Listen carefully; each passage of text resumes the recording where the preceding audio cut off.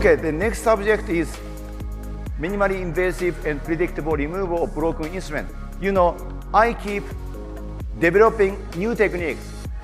Maybe you have seen my lecture several times, but every lecture I do is different. But basically, the protocol is the same, but I keep developing a new technique. So if you always do what you've always done, you will always get what you always got. So this means if you are not happy with the result, if you are not happy with the broken file removal, you need to change the way you treat the patient. So if you are not successful in broken file removal, you need to change the way you remove the broken instrument. So there are three main factors affecting the success in broken file removal: money, motivation, and predictability. So because, I hope everybody agrees with me, broken file removal is the most challenging in endodontic treatment, right? I think it's more challenging than surgery. Surgery is easier than broken file removal. If broken file removal is the most challenging in endodontic treatment, you have to be the most expensive. You have to charge a lot for this procedure. Very important. So when you master this technique, you will not be afraid of anything else. So the surgery will be easier and perforation repair will be easier. So this is your final goal to master the endodontic treatment. So you have to charge a lot. And you have to stay motivated to save the tooth. You became a dentist to save the tooth. You didn't become a dentist to extract the tooth and place an implant. If you want to make money by saving the tooth, not by placing an implant. Predictability, I will show you how to make it predictable to remove the broken instrument.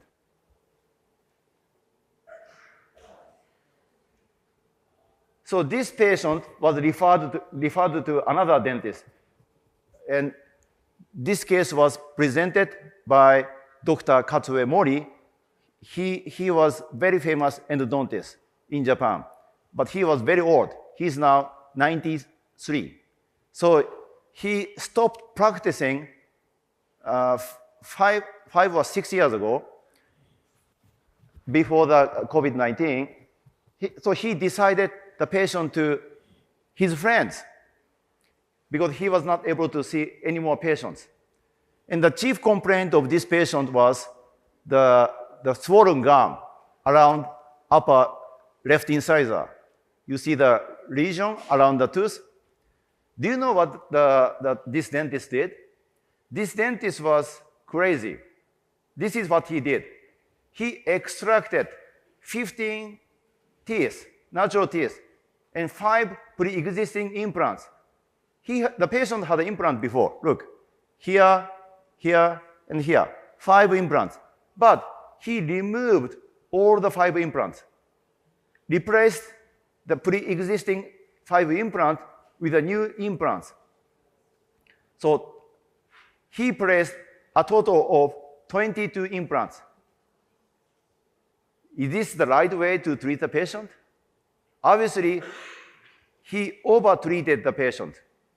This is not necessary. Why he did this? He wanted to make money. Crazy.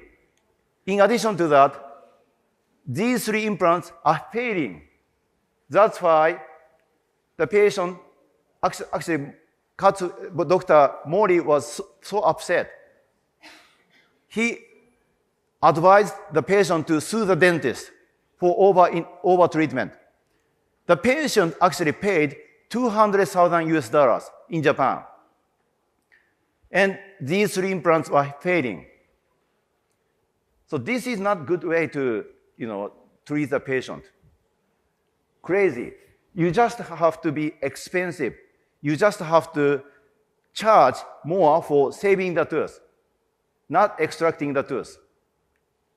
So as I told you, everybody has a desire for luxurious things. So if you look it up in the dictionary, luxury is something that gives you pleasure or an advantage which you do not usually have. For example, Ferrari is luxurious. Everybody, because Ferrari is so expensive, super expensive. You don't have to buy a Ferrari. But why people want to buy a Ferrari? Just because it's super expensive. Not just expensive, super expensive. If you buy something super expensive, you will have pleasure and advantage. If you have pleasure, you like it.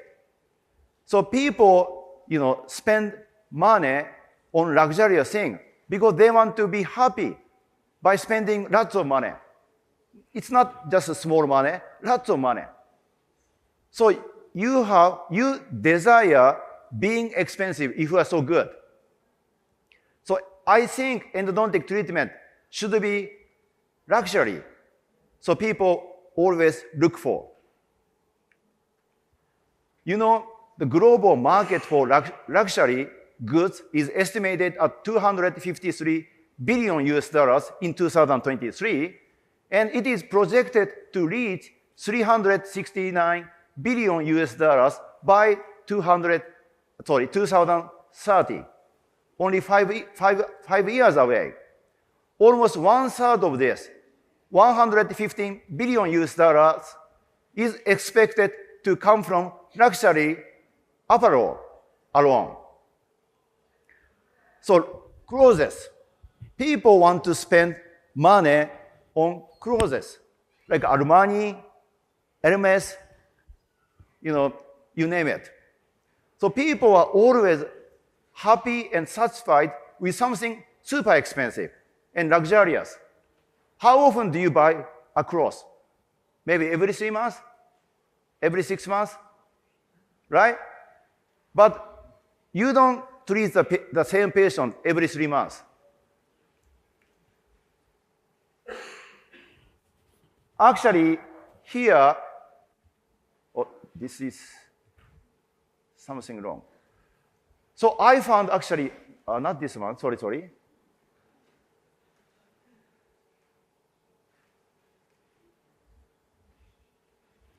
Okay, Louis Vuitton bag in France, very expensive.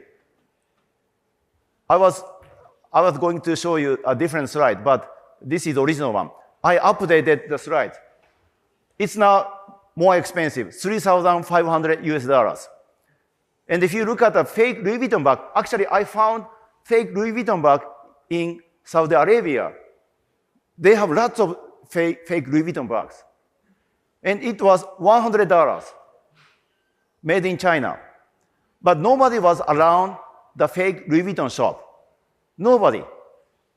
But if you go to Paris, you see so many people waiting outside the store. This is their strategy. They make you wait at least 30 minutes before you are allowed to enter the store. If you invest your 30 minutes just waiting outside, you would not be leaving the store without buying something inside the store. This is their strategy. They know how to make you buy something. They know the study, okay? Like we do. We do the treatment based on the evidence. They know how to make you buy something. So this is their strategy. Make your patient wait, so they will love you. They don't want to leave your office without being treated. So this is a famous Japanese restaurant in Kyoto. It's very difficult to make a reservation for this restaurant. You need to wait 3 months before you get your reservation. And this is the gate of the restaurant. It looks gorgeous. And this is the menu. I'm sorry, it's written in Japanese, but this is the most popular one. The most expensive dinner course is the most popular. 950 US dollars. I wonder how much you charge. more expensive or less expensive for endodontic treatment? Less expensive, more expensive, less? Don't be less expensive. Because, I had a workshop for AAE Boston this year, and I asked every participant, how much do you charge? Is it more expensive or less expensive? Everybody in my workshop said, more expensive. Are you kidding me? I charge $2,000 US. I charge sometimes $3,000 US. My fees are way expensive, way more expensive than the dinner cost at this restaurant. The next day, the money you spent on the dinner cost will disappear here. But people are very happy spending money on food, clothing, something luxurious. But you don't want to spend money on health. It's very important to stay healthy. So our job is more valuable than the dinner cost. So that's why I recommend you be more expensive than the food. You know how they set the wine price? This is another study on marketing. They give you two kinds of wine. One is $5 wine, and the other one is $100 wine. And they ask you which wine tasted better, the $5 wine or the $100 wine. The results were amazing. The $5 wine tasted better than the $100 wine when they were told it was $100, despite the fact. So what matters most was not the taste. The taste doesn't matter. What mattered was the prices, higher prices, because activity of the cerebral cortex sensing pleasure increases with good odor, good music, and higher prices. So if you want to be successful in your business, you must have the three factors here. For example, if you go to the luxurious hotel, like a Four Seasons, as soon as you enter the lobby of the Four Seasons, it smells good. They play good music. Of course, staying at Four Seasons hotel is very expensive. So if you want to be successful, you must be very expensive. You must play a good music in the waiting room. And the smell in your office must smell good. Don't make it smell like a sodium hypochlorite. Always use something that smells nice. Do you know what the rich people? Do you know how the rich people spend money? The United States was the #1 country in the world who has the highest number of millionaires. Japan was fortunately #2. The definition of millionaire is the person who has more than $1 million US to use. So Japan is the second. So that's why maybe this may be the why I can live, because I charge $3,000 US for a retreatment of the molar. But I get so many patients. There's a waiting list. So it's okay to use, it's okay to be expensive, because there's another study showing wealthy people are very happy spending money on healthcare. However, poor people do not want to spend money on health. They deserve poor health. They are not interested in staying healthy. But rich people are interested in staying healthy. That's why they can make money. The poor people want to spend money on gambling, illegal drugs, something illegal. That's why they stay poor. You know the saying, God helps those who help themselves. You don't have to see people who are not interested in staying healthy. So that's why I like Ferrari. Ferrari doesn't sell the people who don't care about the cars. So even if you have money, they don't let you buy a Ferrari. And Ferrari doesn't have to sell lots of cars. For example, in 2023, Ferrari sold only 13,000 cars, whereas Nissan sold almost 4 million cars.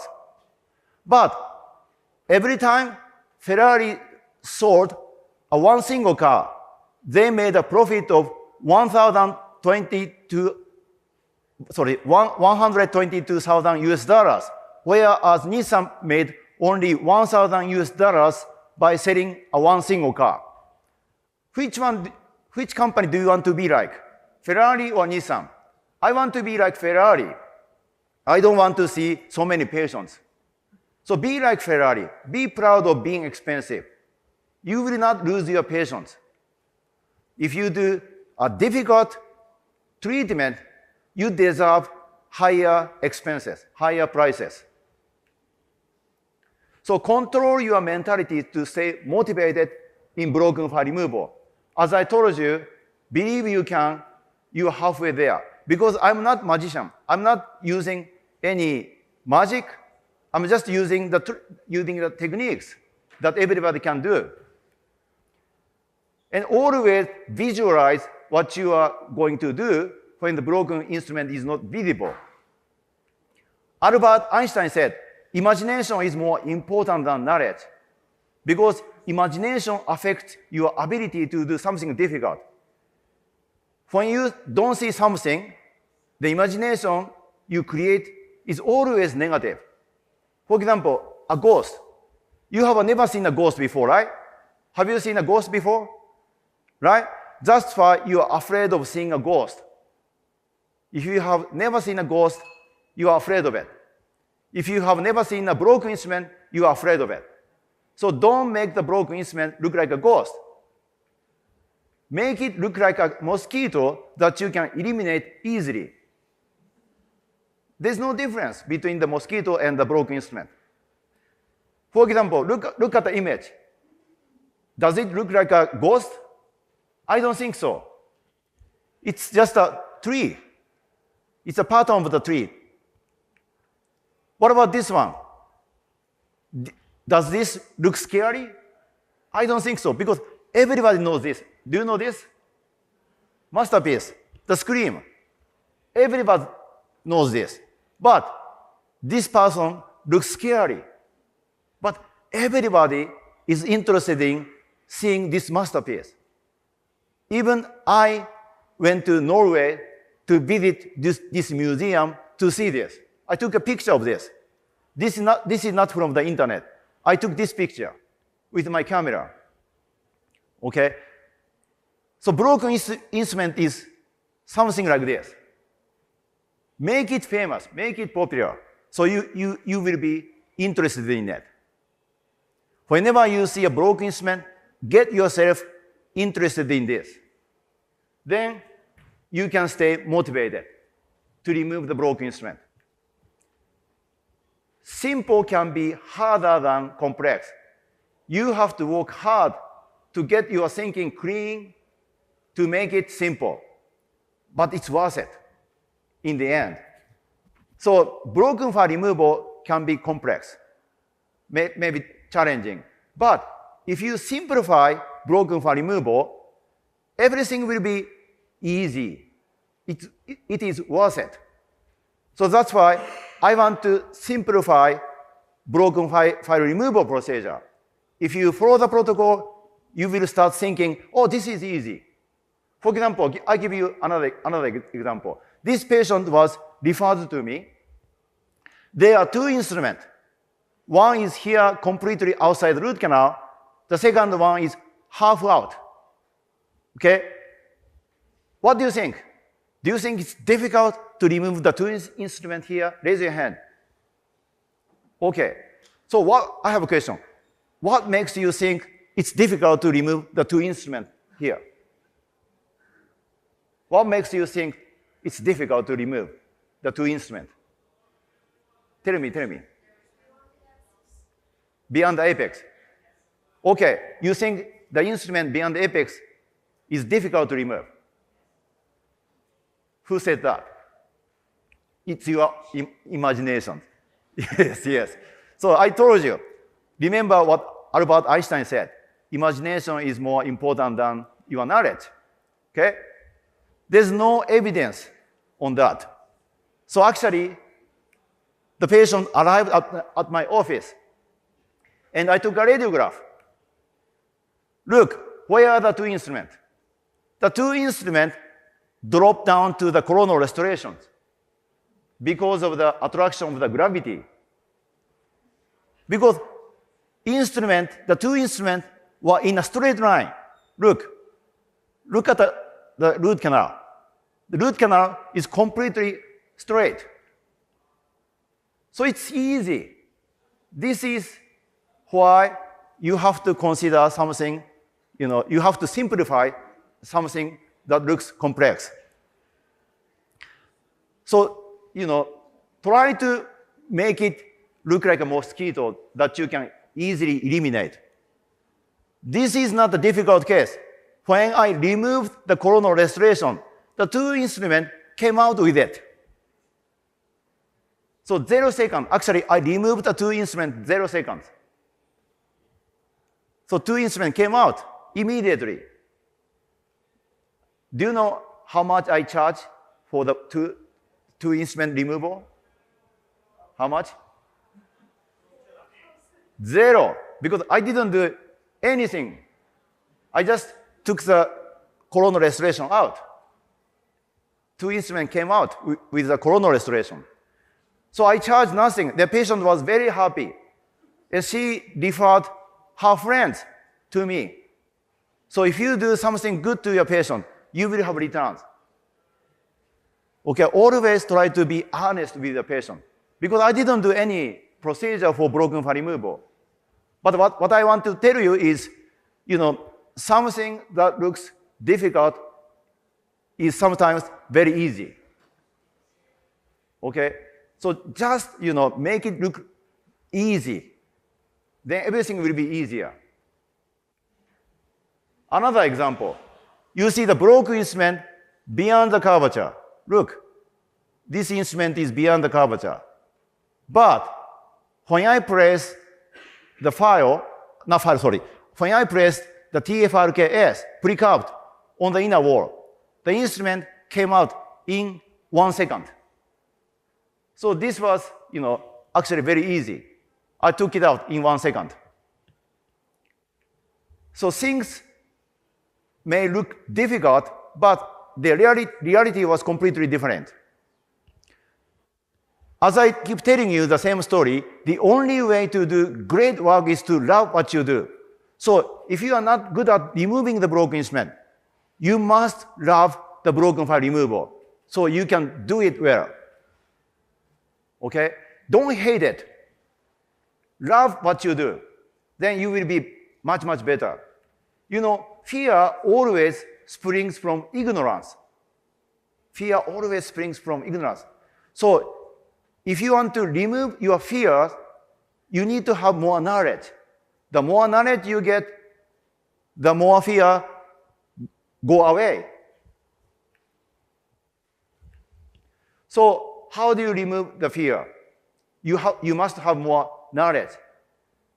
And Jack Nicklaus said, he was a very famous golf player. Don't let the fear of failure hold you back. Embrace challenges and use them as opportunities for growth. So whenever you make a mistake, don't walk away from your mistake. Learn something from your mistake, and you can improve your skills. So every mistake I made in the past improved my skills because I didn't walk away from my mistake. I always take it, as a good opportunity for my growth. So how do you remove the fear? Concentrate.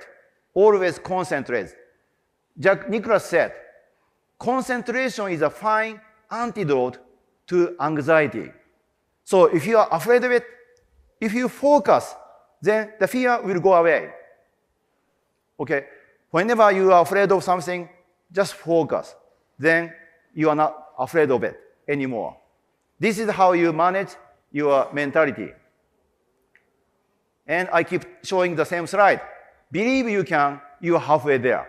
If you don't, you are not going to make it. So how do you make it predictable to remove the broken instrument?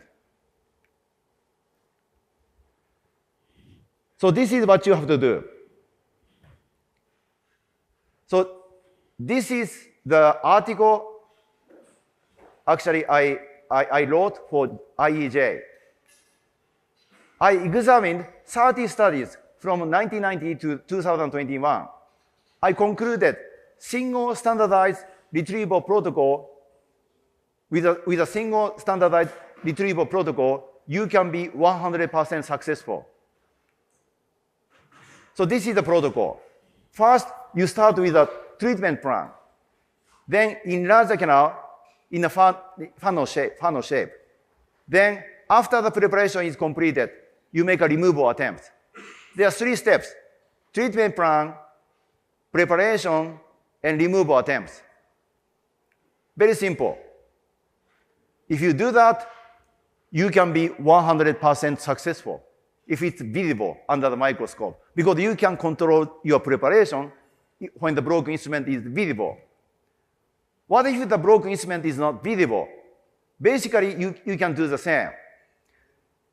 If the broken instrument is visible, you have the ability to place your ultrasonic tip on the inner wall.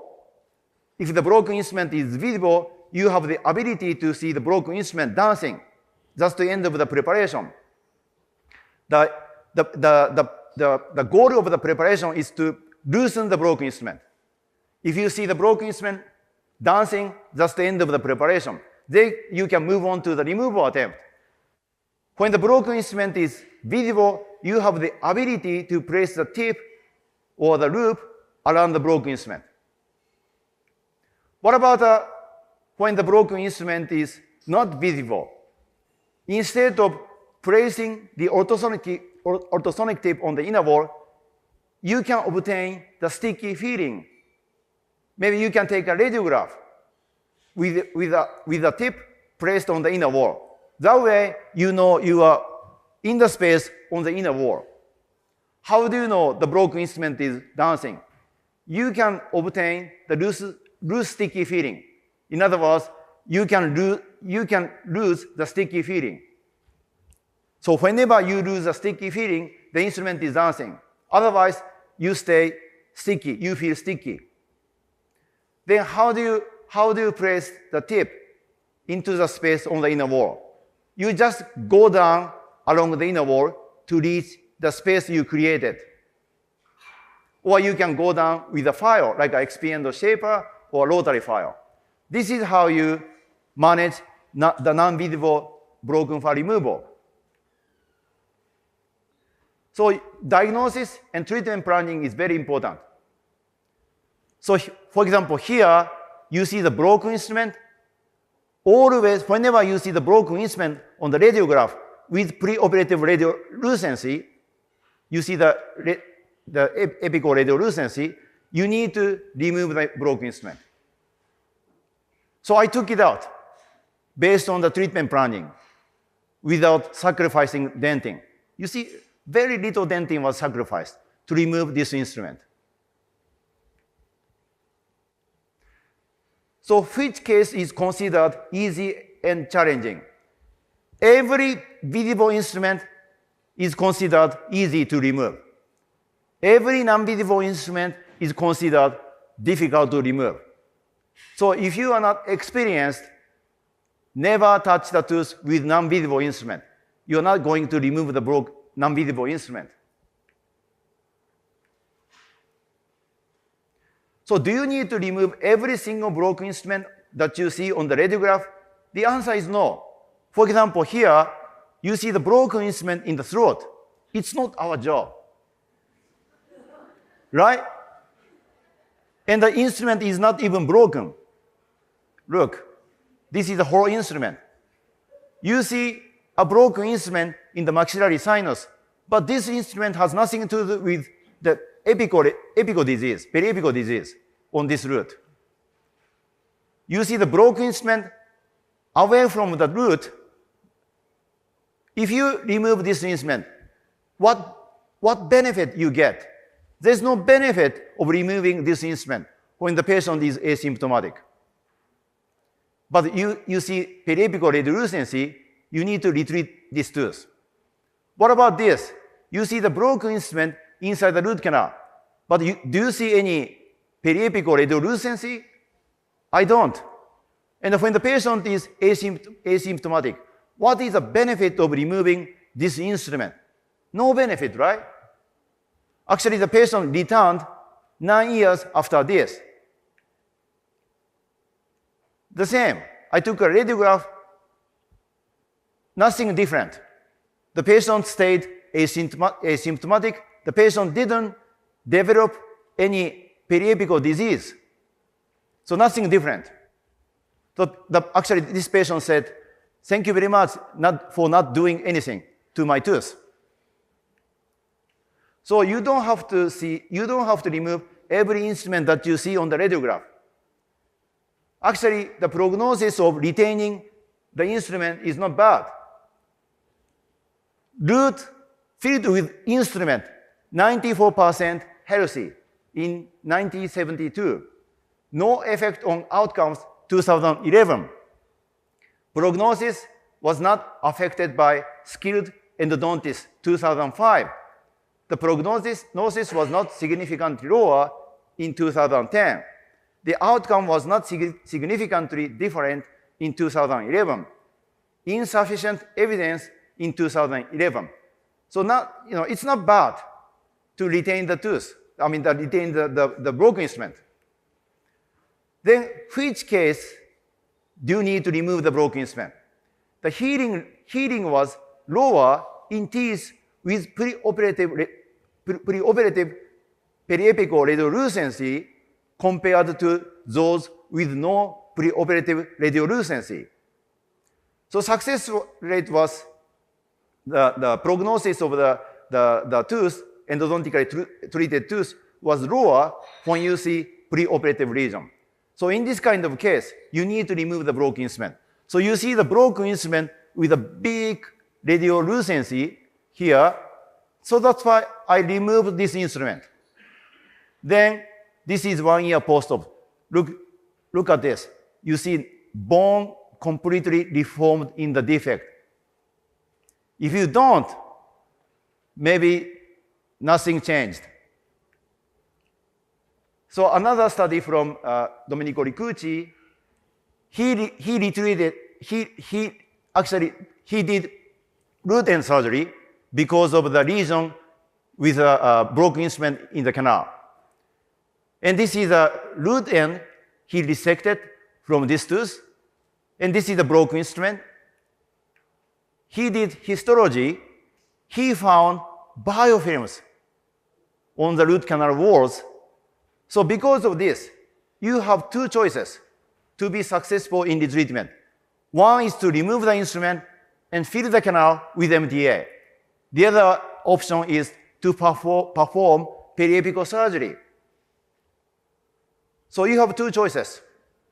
If you want to be minimally invasive, I do non-surgical retrieval.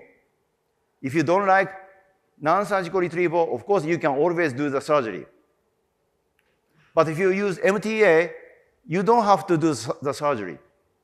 So this is another case from Dr. Judy from Boston. And this is the broken instrument. She decided not to remove this broken instrument.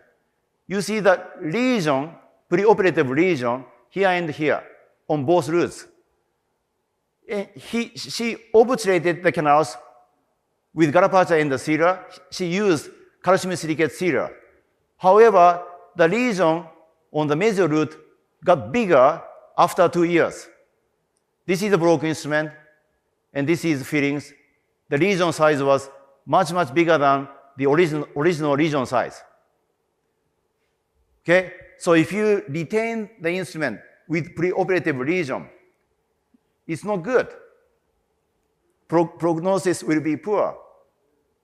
So always remove the instrument whenever you see preoperative lesion. Sometimes if you are lucky, you see the lesion going away, but in most of the cases, the lesion will stay and get bigger. So you must take CBCT to make an accurate diagnosis. Because with a CBCT, you can locate the lesion associated with the root, and you can measure the broken instrument length, and you can measure the curvature, and you can locate the inner wall.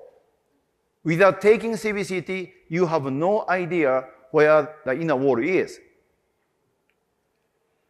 For example, you see the broken instrument here, but on the 2D radiograph, you don't see any periapical radiolucency, right? But if you take CBCT, what do you see? You see a big lesion on the medial root of the second mandibular molar. You see another one and another one here on the first mandibular molar. Why you don't see radiolucency? Because you see the thickness of the cortical plate. If you have, the cortical plate intact, you don't see the lesion in the cancerous bone. Look at the thickness of the cortical plate. Very thick. That's why you don't see it on the 2D radiograph.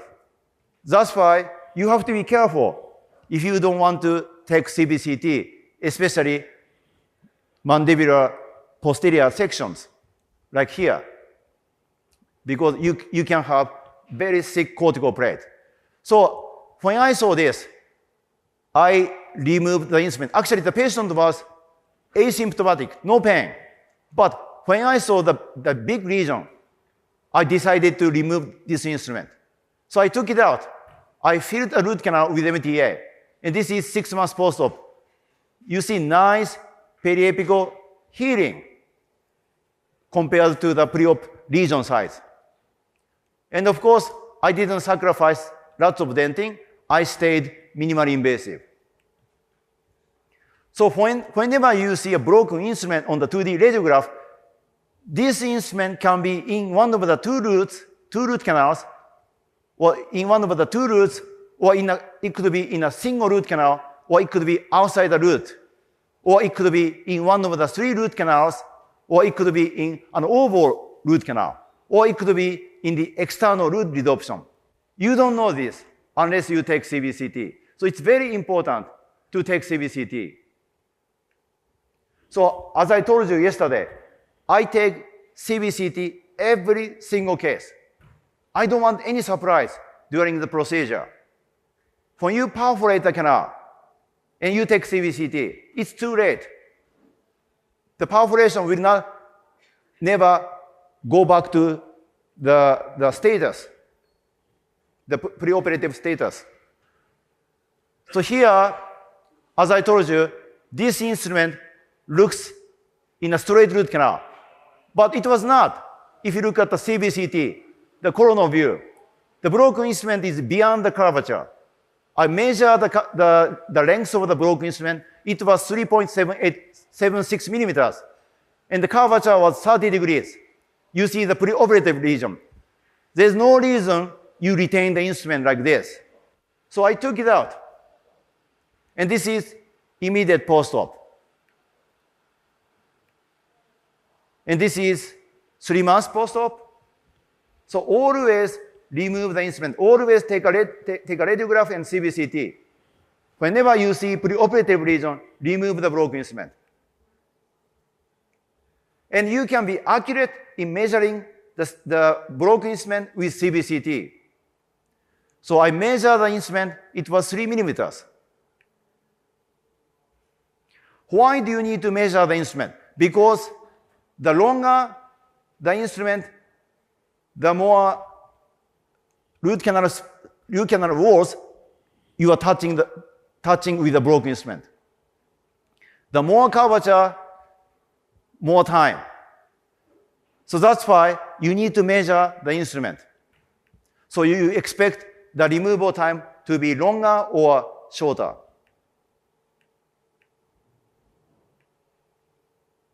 So I I did a study, I did a study for JEA, Japanese Endodontic Association, 2010.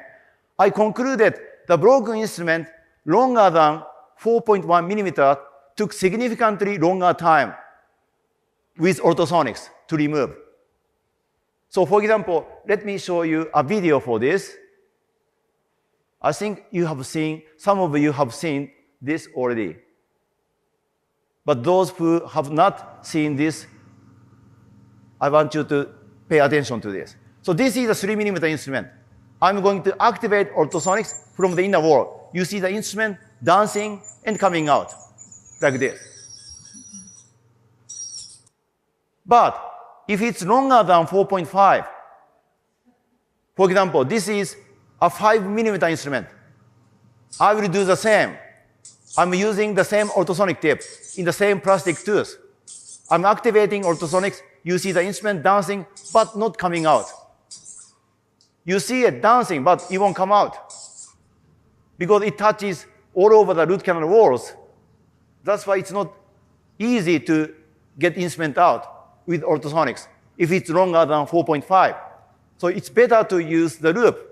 I'm just tightening the loop around the broken instrument and slowly take the instrument out. This is how I remove the broken instrument if it's longer than 4.5. Always measure the instrument so you know the technique to remove the broken instrument. I did another study published from JOE 2021. In my study, I concluded preparation time is extended for the broken instrument over 3 millimeter in proportion to the length of the instrument and degrees of the curvature. Whereas those broken instruments below 3.1 millimeter can be predictably removed with ultrasonics regardless of the curvature. So this is a 3 millimeter line. So if you look at the cases below 3 millimeters, all the cases, every single case below 3.1 millimeters came out within 300 seconds. This is 500 seconds, and this is 300 seconds. All came out within 300 seconds. But after the 3 millimeter line, the longer the instrument, the more curvature, the more time. So you need to measure the instrument. You need to measure the curvature. Another finding from this study was the broken instrument over 5.7 millimeter seemed to be difficult to remove with ultrasonics and should be removed with a loop or rotary file. And removal of separated instrument between 4.6 millimeter and 5.7 millimeter required at least double the time for those below 4.5 millimeters. Always measure the instrument, so you know how long it may take to remove the broken instrument. Taking lots of time doesn't mean the case is difficult. Taking time means taking time, nothing more. So you will reach the goal. It's just a matter of time. It's not, taking lots of time doesn't mean it's difficult. It will come out over time. I do many studies on broken file removal. I did another study, but this one was not published. I used several sizes of the instrument. I used size 20, size 35, size 55, size 80. And I concluded the larger the instrument, the more preparation time. And also, you can see, the longer the instrument, the more preparation time. However, when it comes to the removal time, every single instrument came out within 10 seconds after the preparation is completed. So you need to focus on the preparation. After the preparation is completed, you are 10 seconds away from removing the broken instrument. Focus on the preparation. Removal technique will be easier, much easier. Every single instrument came out within 10 seconds after the preparation completed. So this is the conclusion. So now I want to show you characteristics of mechanical removal. I don't know what time I should stop. What time should be lunch? We have 40 minutes left. 40 minutes. 40? 40, yes. 40. 40. Okay. So that will be 1:30. Exactly. Okay. So characteristics of mechanical removal. So there are three techniques to remove the broken instrument. One is mechanical, the second one is chemical, the third one is surgery. You can do the surgery only when you see the broken instrument outside the root canal. What about the chemical method? It takes lots of time. The technology is not here yet. It's still, many miles away. So I just want to focus on the mechanical removal using ultrasonics. You see this case, I was retreating this tooth, because of the lesion. But I showed the patient this radiograph, and I found something here, radio-opaque material. So my patient said, "Doctor, I want you to remove this instrument. I don't feel good. I don't feel comfortable with a broken instrument under my tooth." So I raised the flap and I took it out without touching the tooth. So if you see the broken instrument outside the root, then you can do the surgery because you can stay minimally invasive. The bone will form in the defect over time, but tooth will not come back to the original size. So that's why you can do the surgery only when you see the broken instrument outside the root canal. So I want to use mechanical method using ultrasonics, and using ultrasonics is the most effective for broken file removal in terms of time, dentin sacrifice, and the success rate. So it's better to use ultrasonics. You can be very, very successful in removing the broken instrument. And you can stay minimally invasive only when you use small size ultrasonic tape. So this is ultrasonic handpiece. You have crystal disc inside the handpiece. If you apply high voltage to the crystal disc will expand and shrink more than 20,000 times per second.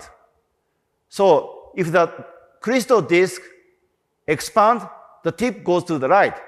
When they shrink, the tip goes to the left, which will make linear movement. So if you are in a tight space, activating ultrasonics, you are creating cyclic fatigue.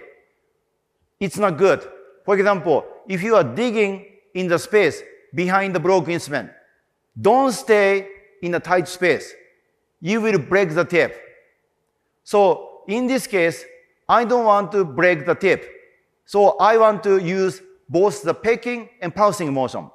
What is the pecking? Pecking is you move your tip in an up and down motion like this.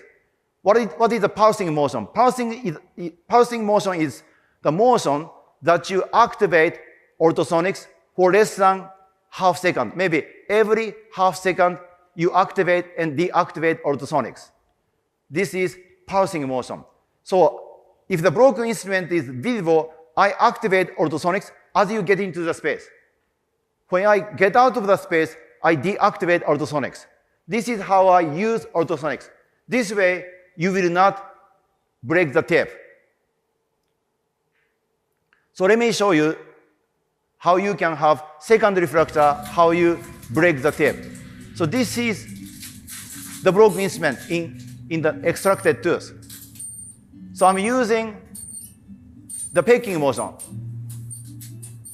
I activate ultrasonics only when I get into the space. But if you stop the pecking motion, then you will have secondary fracture like this. Because broken instrument is already fatigued. That's why if you apply ultrasonic activation to the broken instrument, you can easily have a secondary fracture. And also, if you are in a tight space with ultrasonic activation more than 1 second, you will fracture the tip. So look, I am using pecking motion, which is okay. But as soon as you stop the pecking motion, you will fracture the tip. Okay, I stop the pecking motion. Then I fracture the tip like this. So you have to keep using pecking motion. If not, you will break it. Never forget the pecking motion. If you manage this motion, you love it. You will not, break the tip, or you will not have a secondary fracture. There are some drawbacks in the use of ultrasonics. First, never activate ultrasonics on the top of the broken instrument, because this case was very old. In 1998, when I was working for the university hospital in Japan, my professor told me, Yoshi, use ultrasonics. I had no idea how I use ultrasonics. He just told me to use ultrasonics. That's all he said. So I simply activated ultrasonics on the top of the broken instrument. Of course, the next second, the broken instrument came out from the apex, like this. Of course, I had to do the surgery, take the broken instrument out. The patient was very angry with me because I made a big mistake. But this became a good mistake because I learned a good lesson from this mistake. Never activate ultrasonics on the top of the broken instrument. You will break it. Okay? Never activate ultrasonics on top of this. So this is a good lesson. If you want to see it, how could you remove the broken instrument if you keep activating ultrasonics in this way? So if you keep activating ultrasonics on top of the broken instrument, look, instrument is coming out from the root end. So you can go ahead and activate ultrasonics on the side of the broken instrument, like this.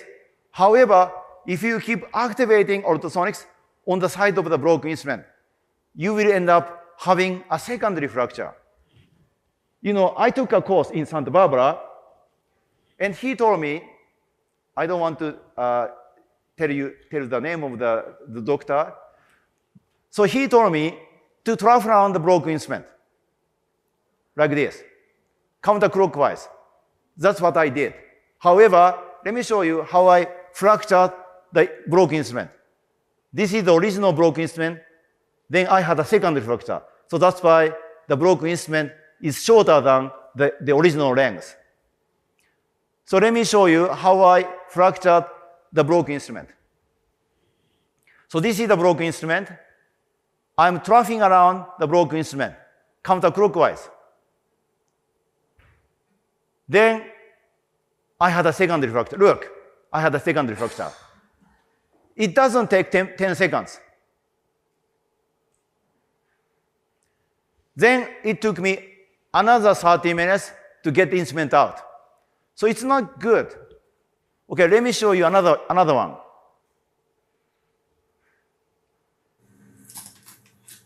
So this is a broken instrument inside the plastic block. I'm doing the same. I'm troughing around the broken instrument, counterclockwise.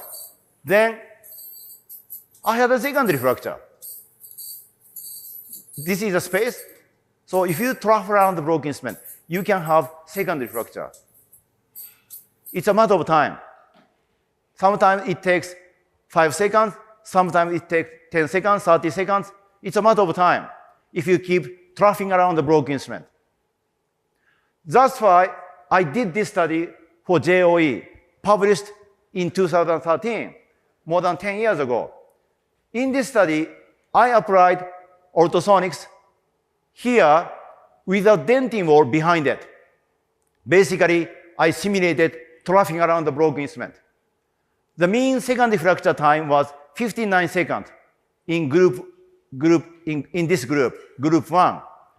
In group 2, I applied ultrasonics with a dentin wall behind the broken instrument.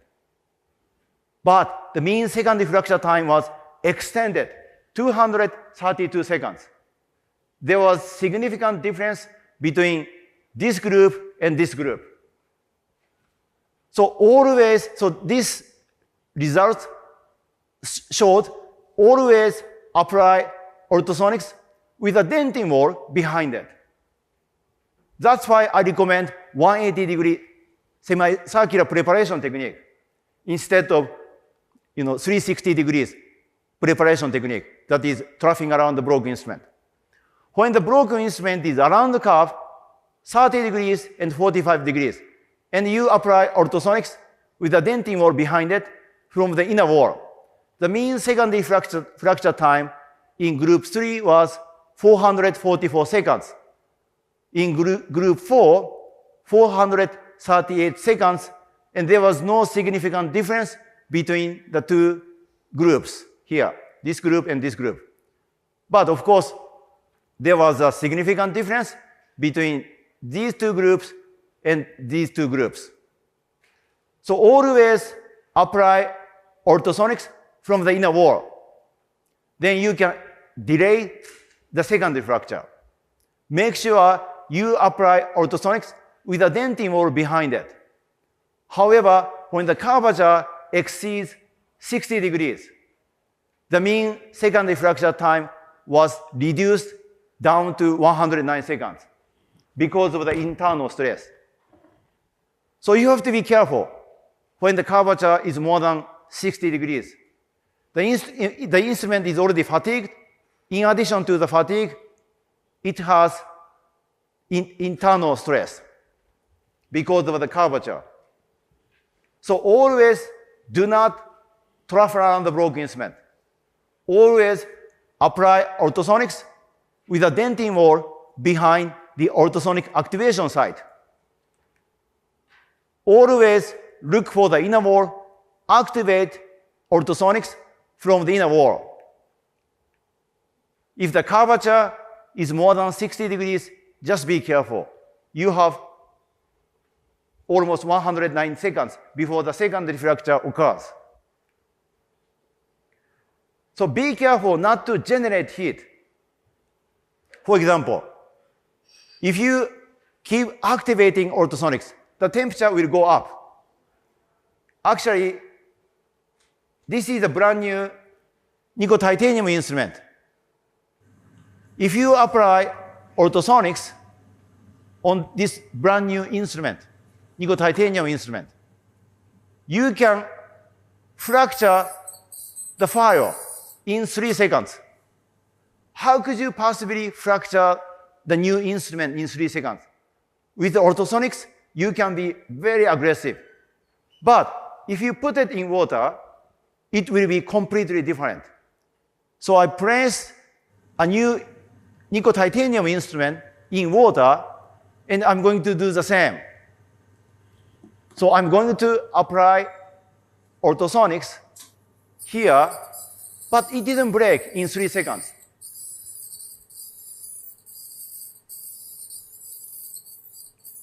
So it will break in 32 seconds. So let me skip this part. Look, it fractured in 32 seconds. So you can delay the fracture time if the temperature is lower, because the temperature in water will not exceed 100 degrees. The higher the temperature, the more susceptible to fracture. So that's why if you look at the Hapassaro's study, this is what he did. The higher the temperature, the less time to fracture. So be careful not to generate heat. The instrument will fracture. You can have a secondary fracture. Always keep the temperature low so you can delay the secondary fracture.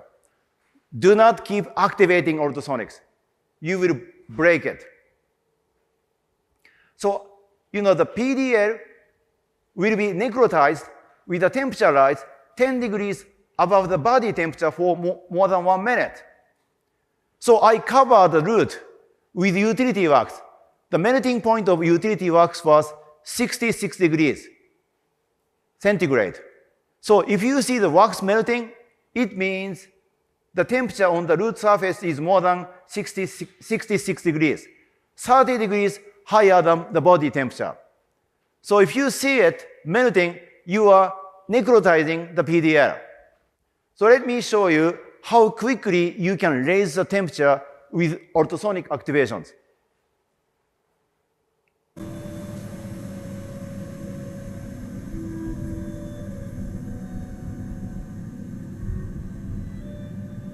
So this is the ultrasonic tip.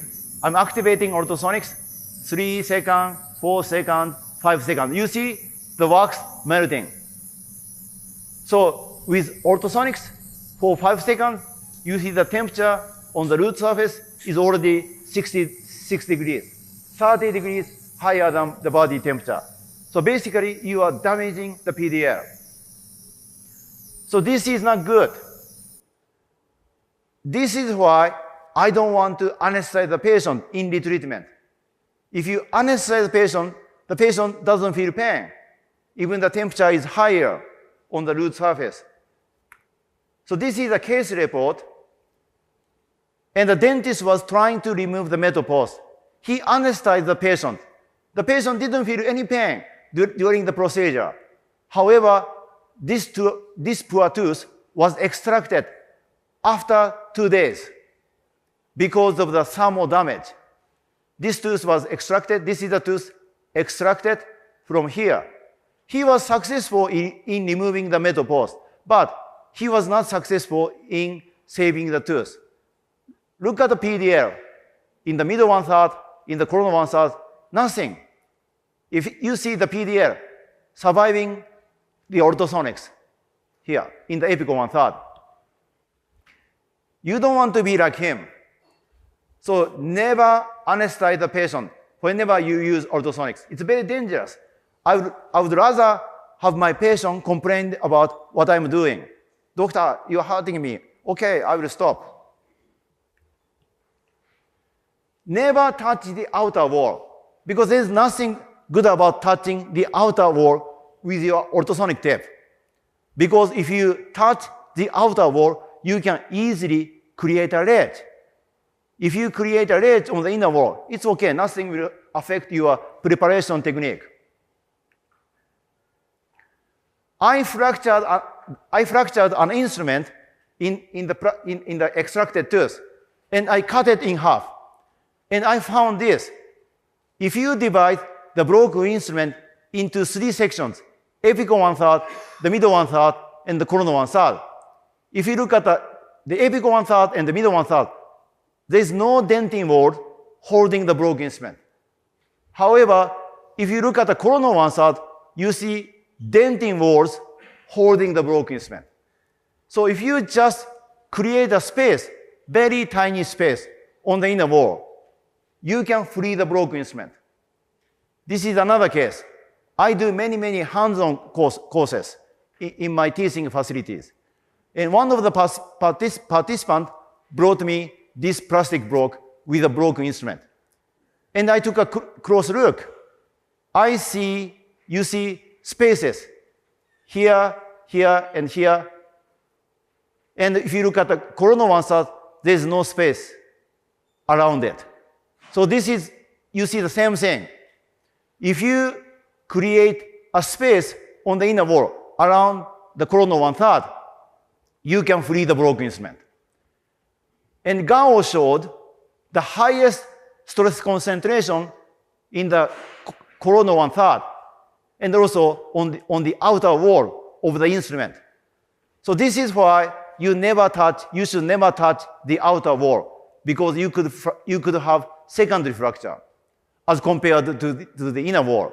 Of course, you see the stress accumulated on the inner wall, but the stress on the inner wall is much less than the stress on the outer wall. So this is the preparation. always create a space on the inner wall. And the depth of the space you create should be 1/3 of the broken wire length. For example, if the broken instrument is 3 millimeters, you need to create 1 millimeter space. If the broken instrument is 6 millimeter, you need to create 2 millimeter space. This is how you make a judgment, how much space you need. And there's another advantage of creating a space on the inner wall. Because if you push the broken instrument from the outer wall, of course, the instrument will go down into the apical direction. But if you push the broken instrument from the inner wall, the instrument will go up in a coronal direction. Let me show you in my office what happened if you do that. So I'm pushing the instrument from the inner wall. Then the broken instrument just jumped up. I'll show you another case. This is a dancing instrument. It's already dancing. But this is the outer wall, and this is the inner wall. If you're pushing the instrument from the outer wall, you see it dancing, moving, but nothing more. I keep pushing the instrument from the outer wall. You see, nothing is happening. It doesn't want to go out. But if you just push it from the inner wall, look, if you push it, it will come out. So this is a big difference. That's why it's very important to take CBCT, so you will know where the inner wall is. If you get it wrong, you will not remove the instrument.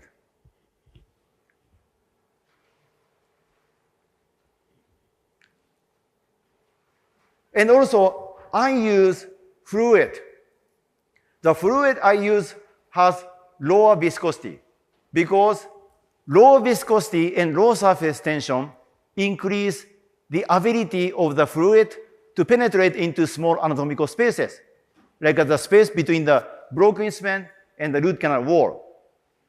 And liquid having low viscosity tends to spread with greater ease in the root canal.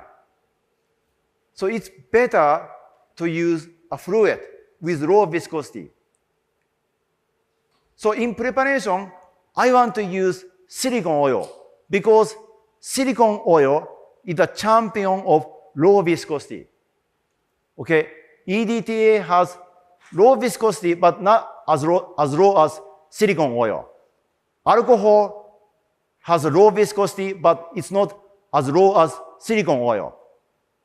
However, I want to use soybean oil or maybe olive oil when I make removal attempts and the curvature is more than 30 degrees. Because you need viscosity to some extent when you want to push the broken instrument around the curve. If there's no viscosity, like a silicone oil has low viscosity, lowest viscosity. So even if you activate ultrasonics, there's no kinetic energy. So silicone oils is characterized by low viscosity, low surface tension, and excellent lubricity. So you can use it only in preparation, not in removal attempts. In removal attempt, you should use soybean oil, especially when the curvature is more than 30 degrees. So this is how you prepare the canal. You have to be in a dry condition. You have to see the instrument, so you can be accurate. But be careful not to generate heat. It's very dangerous. As soon as you see the instrument dancing, you can move on to the removal attempt. If you make a removal attempt, you can be in a wet condition because you can take advantage of acoustic streaming and also irrigations.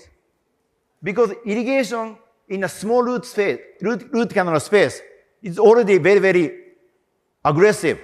So let me show you how aggressive you can be in a small space if you just irrigate canal. This instrument is already dancing. I'm simply irrigating the canal. So I'm not using ultrasonics. I'm just irrigating the canal. So irrigating the canal is already powerful in a small space, like a root canal. If you activate ultrasonics, you can be very, very aggressive against dancing instrument. Again, this instrument is already dancing. This is ultrasonic tip. I'm going to activate ultrasonics. You can get it out immediately. So you have to be in a wet condition whenever you make a removal attempt. So let me show you an example. So this is the curvature 35 degrees.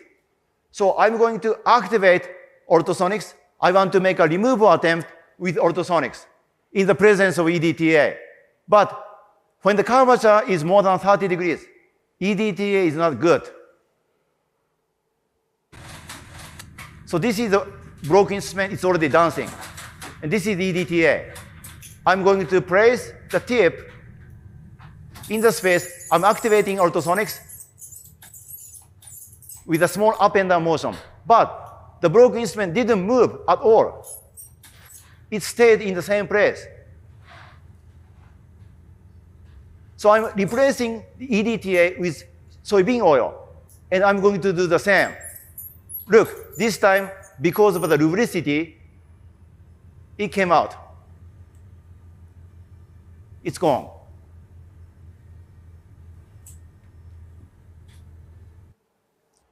So that's why I recommend you use soybean oil whenever the curvature is more than 30 degrees.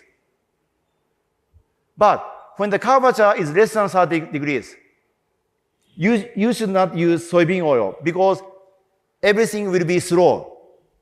So for example, I'll show you if you use soybean oil when the curvature is less than 30 degrees. Actually, this is almost straight. I'm going to inject soybean oil into the canal. This is soybean oil.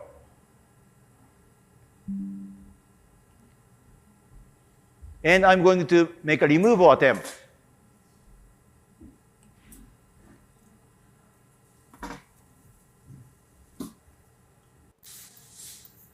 So look, even I'm activating ultrasonics next to the broken instrument, it doesn't want to jump out. You see it moving, but it's very slow. It's like a slow motion.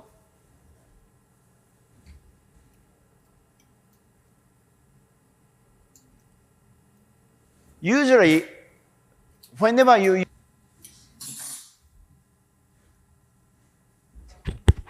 after 10 seconds, you need to remove soybean oil and take a look.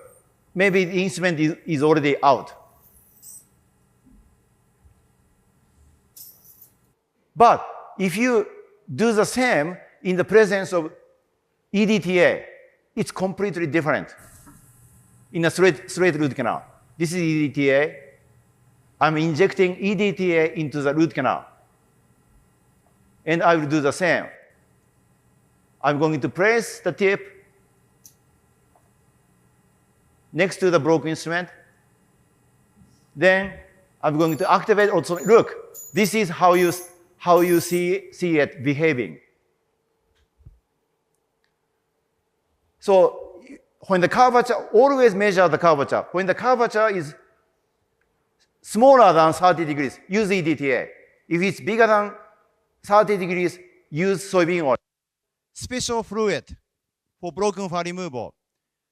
I use EDTA, soybean oil, and a little bit of surfactant. But this is secret. I can't tell you exactly what I use because I have been developing a new solution for broken fur removal. So here, I'll show you how you can do. So you don't have to be on the inner wall. So this is a new technique. when I remove the broken instruments. After the preparation, you don't have to be on the inner wall, in the space on the inner wall. So for example, with this solution, okay.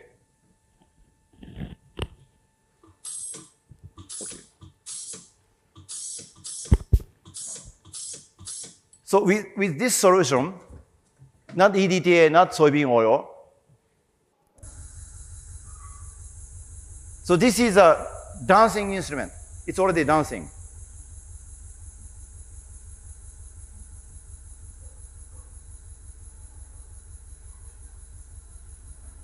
I'm replacing EDTA, I'm replacing soybean oil with new solution.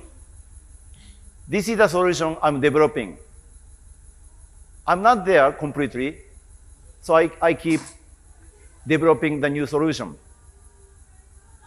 So you place the tip in a straight line. You don't have to be in here.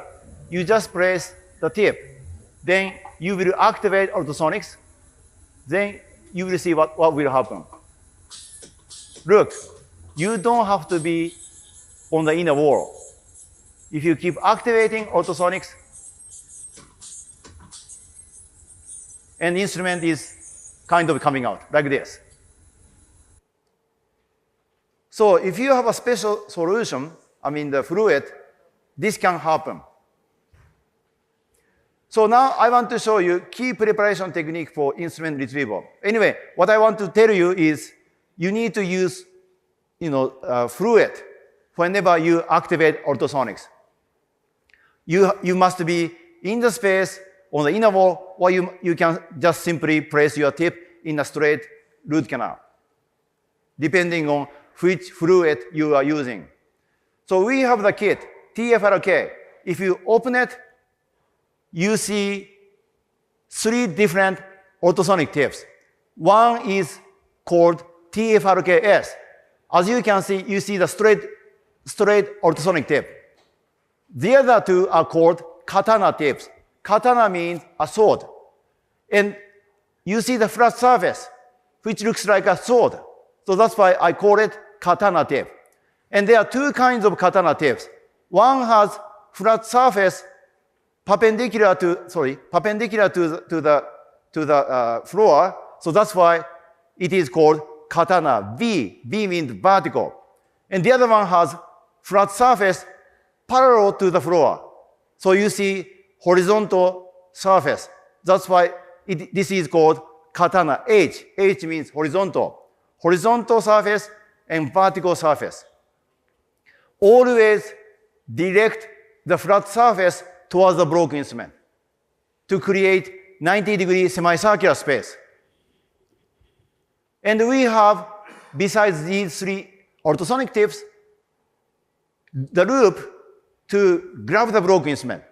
We have GPR. I showed you this, the hand instrument with a pyramid tip. And we have micro explorer to locate the original canal over the ledge. We have the brownie to sharpen the broken tip. If you break the tip, don't throw it away. You can still using the broken tip by sharpening the tip with a brownie. We have 6002 maltensthetic phase nickel titanium instrument to enlarge the curved canal. We have number 3 modified GG bar to enlarge the straight root canal in a funnel shape. We have the micro trifine bar to expose the coronal 1 millimeter portion of the broken instrument. So basically this is a retreatment kit, but mainly for broken file removal. For example, if the straight tip is broken, don't throw it away. If you use the brownie and reduce the diameter of the tip, so use the side of the brownie and go around it. Go around it 360 degrees to reduce the diameter of the tip. So if you keep doing this, then you can sharpen the tip. It's already very sharp. So you can go from here to here.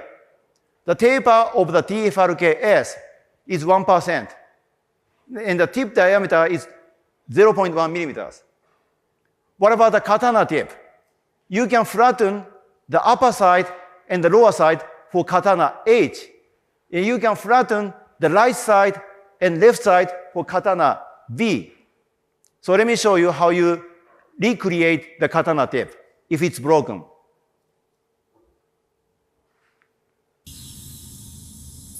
I'm flattening the lower side like this. Use the side of the brownie. And the upper side, just rotate the brownie and use the side of the brownie. I'm simply flattening the lower side and the upper side like this. If you keep doing this for maybe 1 to 2 minutes, then you can have the katana tip. Make sure the tip is triangular. That looks like the sword.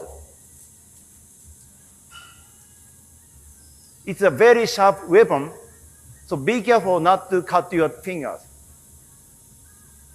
You could cut your fingers.